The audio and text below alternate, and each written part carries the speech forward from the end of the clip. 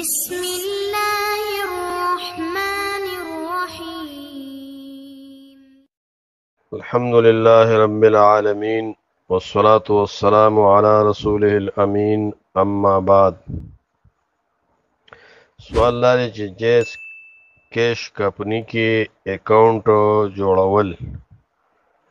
او بیا هغې دپاره ګاهک پیدا کول دلالي کول دا څه حکم لري؟ نو اول خو دا دی چې دا جیز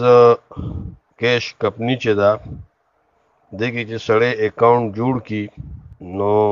مثال په طور سره هر څومره روپۍ چې وي 1000 روپۍ وي 2000 وي هر څومره چې پکې کېږي نو دغه پیسې داسې دي لکه ده چې دې کمپنۍ ته دې له قرض ورکړو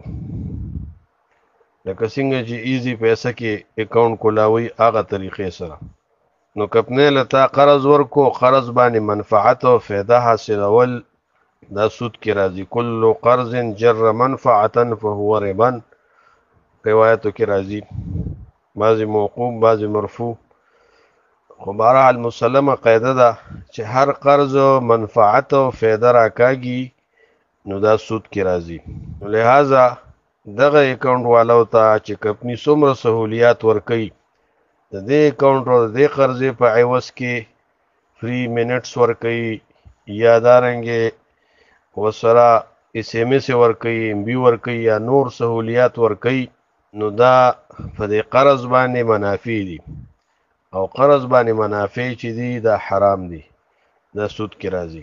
باقي هغې دپاره ګاهک جوړول او خلکو ته طریقې کار ښودل دا کمیشن کاری د هغې اجرت اخیستل جدا مسله ده اول د دې دا بنیاد صحیح نه دی لکه هغه دویمه مسله کې گنجایش کېږي خو د دې بنیاد اصل کې د دې جیس کیش کمپنی چې ده د دې د